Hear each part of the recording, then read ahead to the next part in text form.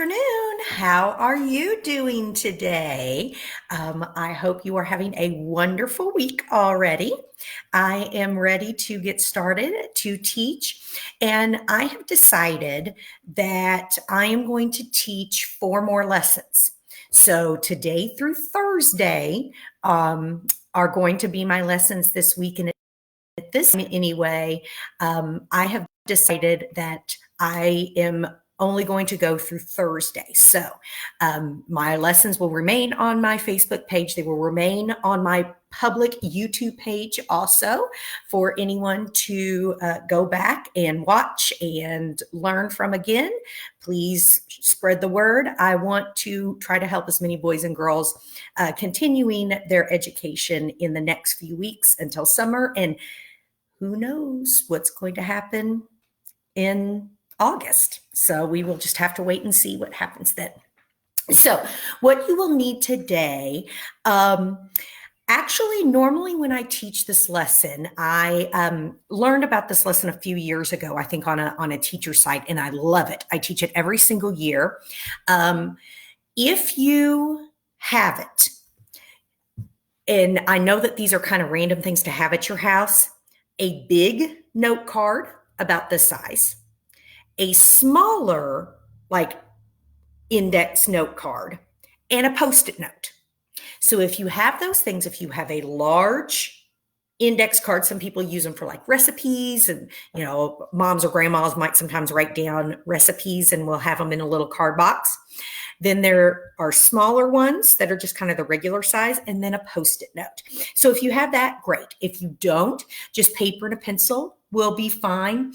Just so that boys and girls can see what I am going to do today, I am actually going to use my my board, and then I'm going to use my 2 smaller whiteboards that I have here at my house too. It may be just one of my smaller whiteboards so that you can see it.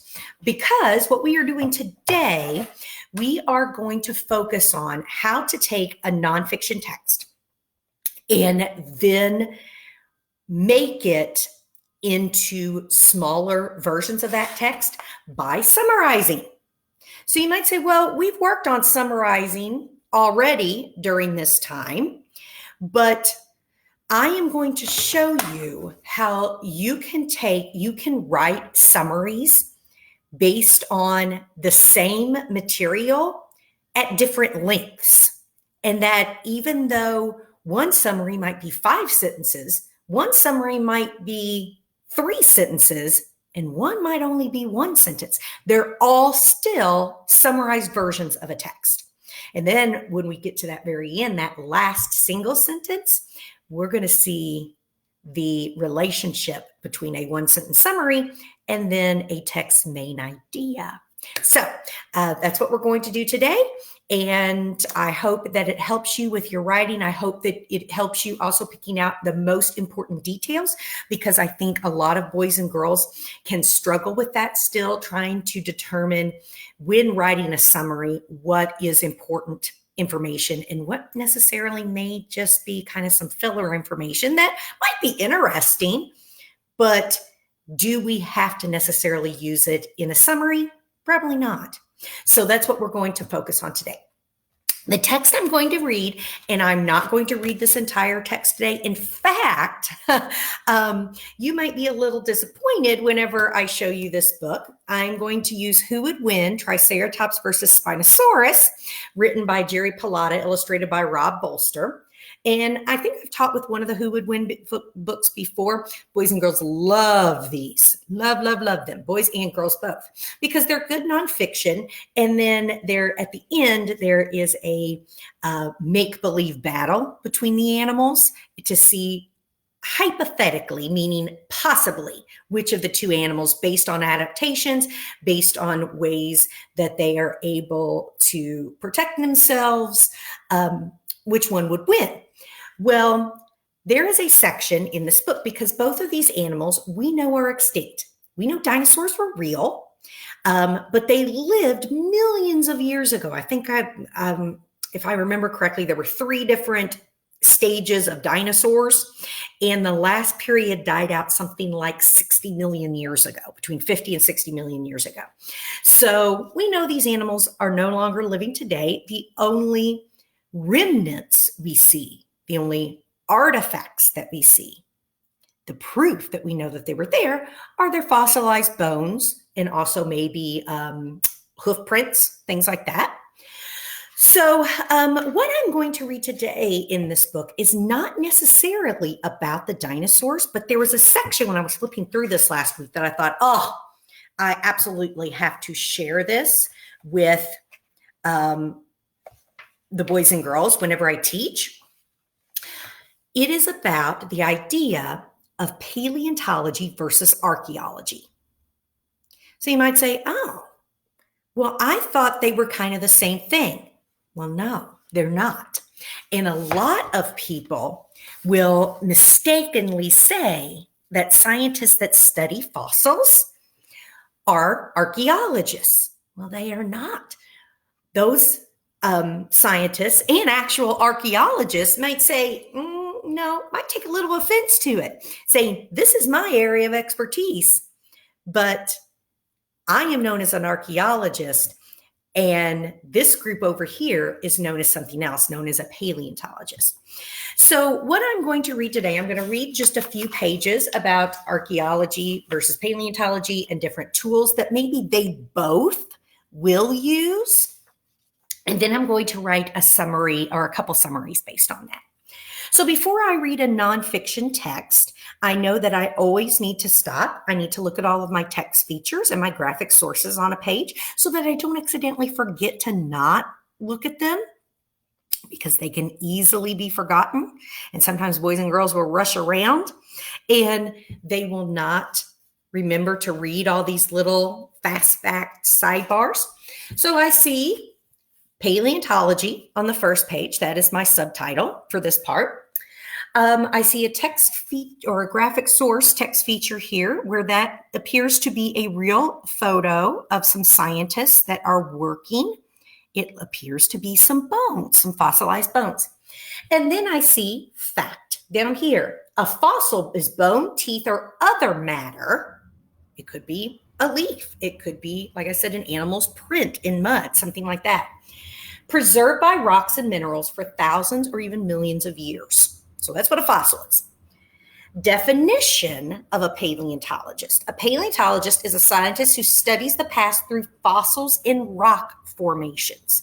So anything that has to do with fossils, meaning rocks, and especially in this area where I live in southern Indiana, oh boy, there are fossils everywhere. Just on Saturday, I was in my backyard and I have a lot of rocks in a drainage ditch, and I was pulling some weeds back there, and I was seeing fossils in just about every rock out there, because this area millions and millions of years ago used to be covered by a shallow ocean, because they believe the land all kind of was together near the earth, near the equator.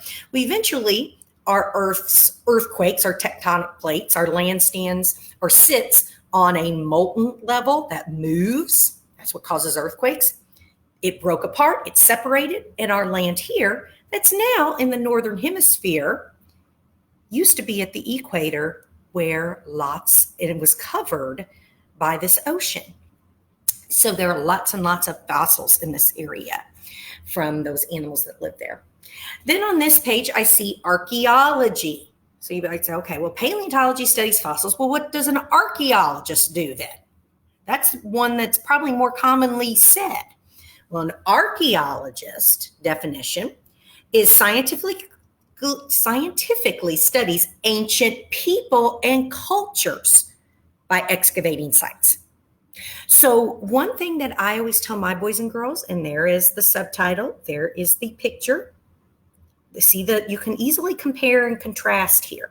Both are scientists, both are excavating, meaning they're both taking materials that are buried, maybe in rubble or underground.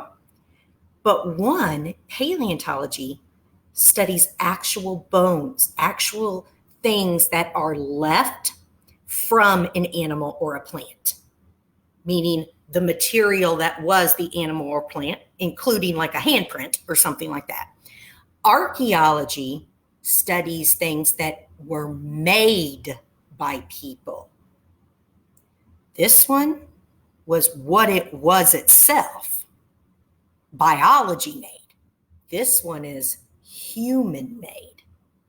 You see the difference? So you would have like pots, you would have tools, you would maybe have things that they might believe that they used in religious ceremonies, buildings, things like this.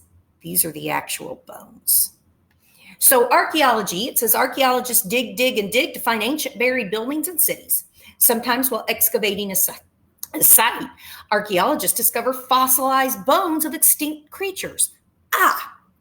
So then they might excavate, but then they might actually call in paleontologists and say, we have found these bones. We now need to work with you to see what information you can gather from these bones. And then it said, where would you rather work? On a dinosaur dig or an ancient city dig? If you discovered a new dinosaur, what would you call it? Gives you something to think about. Both, I think, would be very, very interesting, don't you? So now we have electronic tools and standard tools we're going to read about. So I see satellite. A satellite brings a signal to Earth. We have countless satellites that are spinning in Earth's atmosphere. And then we have sonar. And some animals naturally have sonar. I think of dolphins and whales. They're able to send out information with their brains, and then it pulses back and it hits them again. We as humans do not have sonar. The sonar we have has to be machine made. We don't have that capability. Our senses aren't good enough. A scientist with equipment beaming sound waves at a fossil underground. So they have the machine sonar. We can't just use our brains to do it. In fact, satellites and sonar are also used to find oil and natural gas that are found deeper down. And those things, like looking at the actual earth layers and rocks itself, those would be geologists that would be looking at the actual rock makeup of our earth. It says modern tools such as satellites and sonar are used to hunt and find dinosaur fossils. Electronic pulses and sound waves find unusual sites to start digging. And then over here, it says there is no easy way to do a tough job. Eventually, paleontologists and archaeologists have to get their hands and clothes dirty. They dig with picks, trowels, and shovels. So there are the pictures of our picks, our diggers, our brushes. And then here's some more pictures. Oh, do you see that we have, let me show you this, A, B, C, D. So you might say, well, why are those lettered? Well, look down here. We have a key down here. So an A is a dentist tool. You maybe have seen these used at a dentist's office to clean between your teeth and clean tartar off your teeth. But guess what? Archaeologists and paleontologists can order them and use them too to kind of pick away in little crevices of bones or of a city or something they're excavating. So we can see this is the key down here that tells us what these things are. And then we have optical, meaning eye tools, things that help us see. Small details are important. Big tools are eventually put aside, and brushes, magnifying glasses, and tiny tools are carefully used to preserve important information. So they might start with some of the big tools, and then maybe even bigger tools than this. But they have to be very careful because they don't want to break apart a bone. So do you think they're probably going to use a jackhammer, something that will, break apart concrete? Probably not, because they don't want to destroy a bone or an artifact that may be lying underneath there in the rock. So there are the 4 pages that I'm going to read to you about archaeology versus paleontology. Now, we are going to write a summary. I'm going to start with taking these 4 pages and kind of condensing it down into about 4 or 5 sentences, okay? So first of all, I need to decide what my summary needs to be about here? Well, it was in the book Triceratops versus Spinosaurus by Jerry Pallotta. But did we read about a Triceratops or a Spinosaurus at all? No. So I can't write anything about those two animals because they weren't what we read about. You understand? We have to focus on what it is that we read about. So I could maybe I need to start with an introduction sentence. So there are two similar types of scientists. Because are these similar? Yeah, people confuse them all the time.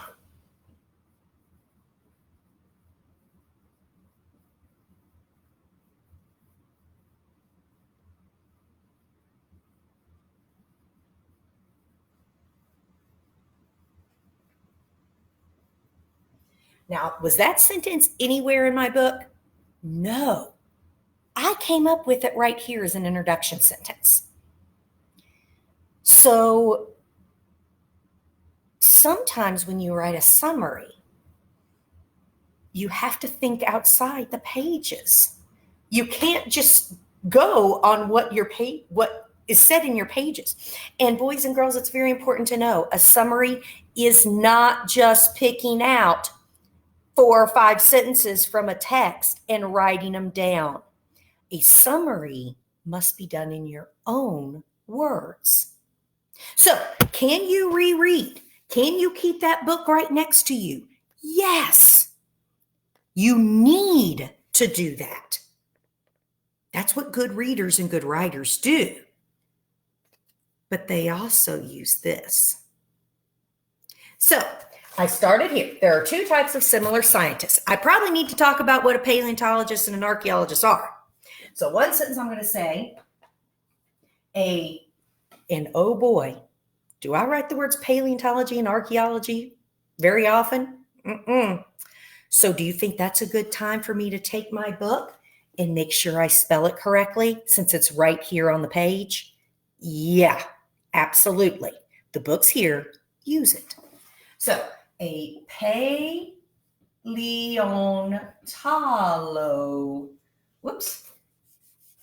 a paleontologist, woo, what a long word. And it says right here, a scientist who studies the past through fossils and rock formations. So I could say a paleontologist studies and searches for, right?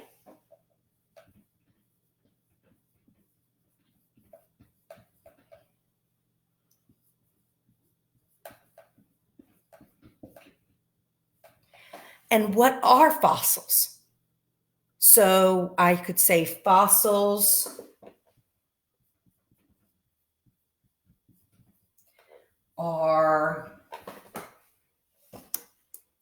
bone, teeth, or other matter preserved by rocks and minerals for thousands or millions of years. So fossils are remains. Instead of saying bones, teeth, prints, leaves, eggs, all of those things, fossils are remains of animals that are turned into rocks. So now what is an archaeologist? An archaeologist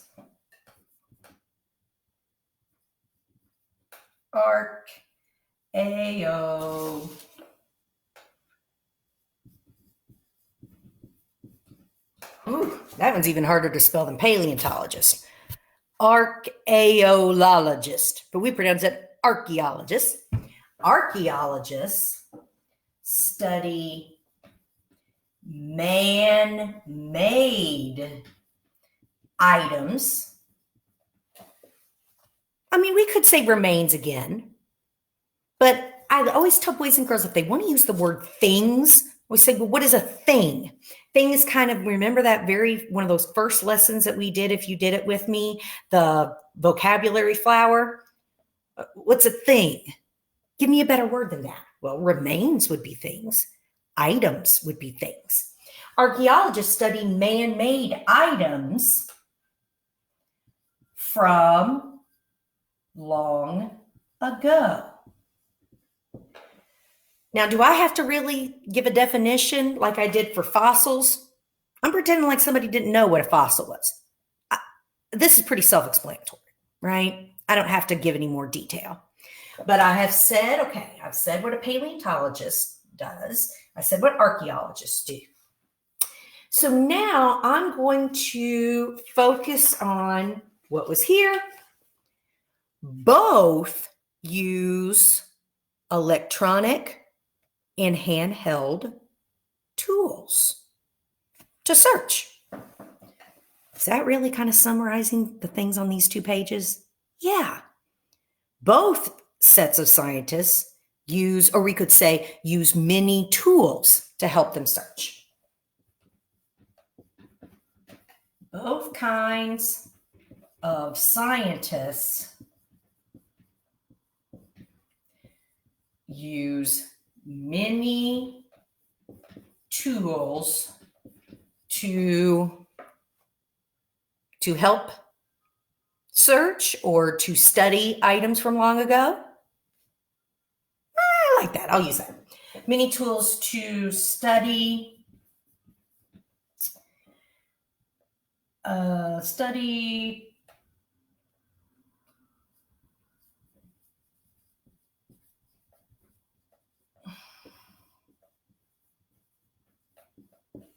boom. So here is my summary. Let's say I'm given several lines on a test, and they want you to write a paragraph summary of some information you were given. This is a good paragraph summary. Do you agree? Let's go back and reread it. There are 2 types of similar scientists. A paleontologist studies and searches for fossils. Fossils are remains of animals that are turned into rocks. Archaeologists study man-made items from long ago. Both kinds of scientists use many tools to study items from long ago. Oh, I have long ago here and I have long ago here. That's kind of wordy. Do you see that I reread that? So I'm going to change it I can change from long ago to the past. Synonym makes my writing a little bit better because I don't use the same words back to back in 2 sentences. That can kind of mess with a reader a little bit. So I just gave a synonym for it. Perfect. Paragraph summary, thumbs up, it's done. But let's say you're only given maybe 2 or 3 lines, and they say, write a 2 to 3 sentence summary based on what you read. Well, this is 1, 2, 3, 4, 5. Ooh. So now I'm going to take my smaller board here. I'm actually going to use this, and I'm going to write a 2 to 3 sentence summary from this. Okay? So I'm going to use my board. I'm just going to write it here. There are 2 types of similar scientists. A paleontologist studies, okay. So let's look at this part. Do I necessarily, if I'm only given 2 to 3 sentences, maybe, okay, I'll write 3 sentences here. If I'm given 3 sentences, do you think that I necessarily should put in what fossils are? Probably not. If I'm only given 3 sentences, I'm going to take that out. If somebody wants to know what a fossil is, they can look it up if I'm only given 3 sentences, because I need to focus on paleontologists and archaeologists. That's what we're really learning about. So here's my good introduction sentence. But if I'm only given a few sentences, I'm probably going to just focus on paleontologists, archaeologists, and that they study things. Maybe I combine paleontologists and archaeologists into that they are scientists. So I'm going to say paleontologists and archaeologists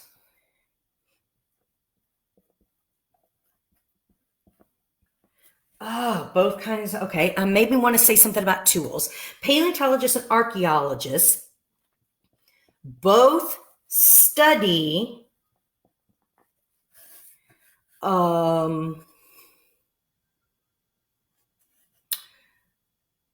remains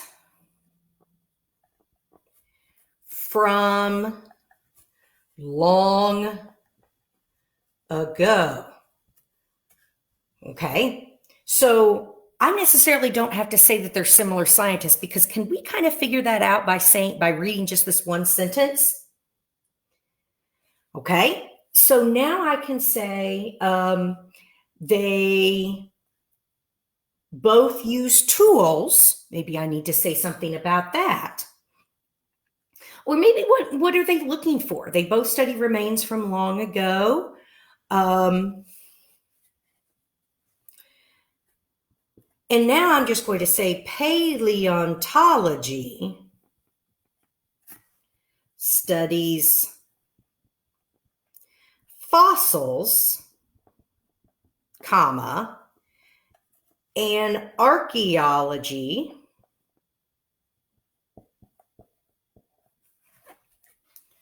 studies man-made items.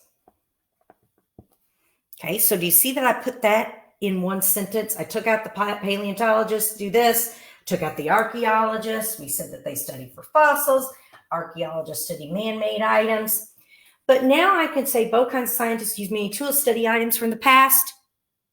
If maybe I'm running out of room, I just want to say both use many tools to help them. So here is my 3-sentence summary. I've taken 5 sentences in a paragraph. If I'm given a paragraph of space, write a paragraph of space. Because let me tell you something, boys and girls. As a teacher, if I ask boys and girls to write me 5 sentences or more, because I always say you can always do more, please. Usually by the end of the year, I have boys and girls writing 6 or 7 or 8.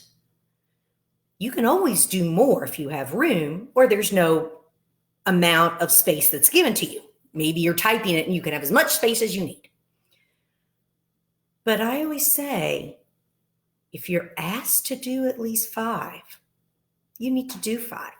Because as a teacher, if I'm grading a test or a paragraph and I get a 1-sentence answer, what does that tell me? What's that tell your teacher? It says, you didn't give your very best effort. And you could have given more, because I know it's in there and your teacher knows that it's in there and you know it's in there too. Okay, so here's my 3 sentences. Paleontologists and archaeologists both study remains from long ago. Paleontology studies fossils and archaeology studies man-made items. Definitions. There is my beginning sentence. Both use many tools to help them. So now I'm going to take this board. I'm going to erase this. I'm going to put this board right here. Kind of tilt it down. And I'm now going to write a 1-sentence summary. Because sometimes you are asked to summarize in 1 sentence. Whew! And that can really blow boys and girls' minds. So if you are asked to summarize in 1 sentence only, here's my 3 sentences. What can I combine to give me one good solid sentence? Well, I'm going to reread. So this is the most important information from these 4 pages, right? We've taken 5 sentences and we've taken it down to 3 sentences of the most important information in our own words. So now let me read this and see if I can get it to 1 sentence with the absolute basic period. This is number 1, most important. Paleontologists and archaeologists both study remains from long ago. Paleontology studies fossils and archaeology studies man-made items. Both use many tools to help them.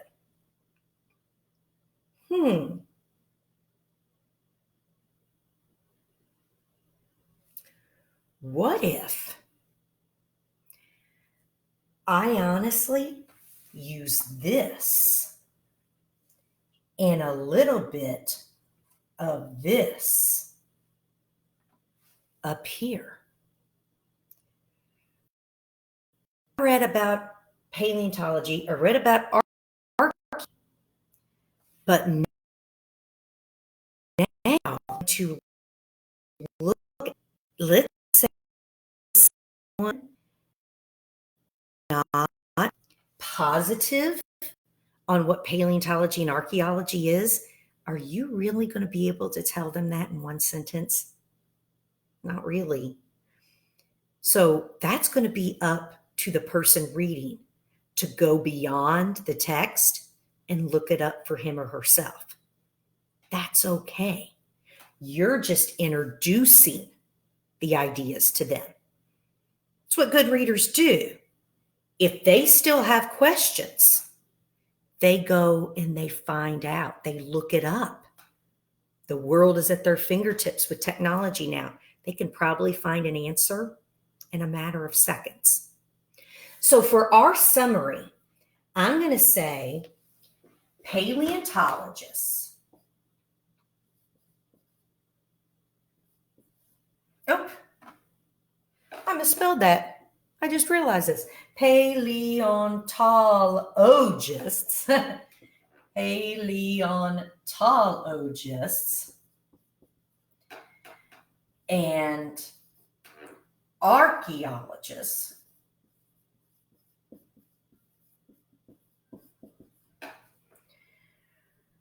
both use many tools. I'm going to throw that in this sentence. Paleontologists and archaeologists. In fact, I can even take out the word both. I could just say use many tools. Okay, that's done. To study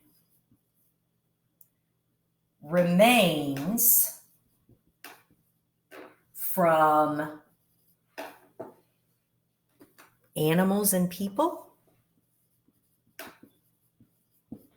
Because one is man-made things, the other is nature-made things, but are they both remains from animals and people? Yes, bingo. Study remains from animals and people. Paleontologists, archaeologists use many tools to study remains from animals and people from long ago. Took 4 pages and put it in 1 sentence. Paleontologists and archaeologists use many tools to study remains from animals and people from long ago. So, now that I have this down, what do you think this 1 sentence summary is? A 1 sentence summary, boys and girls, is a topic's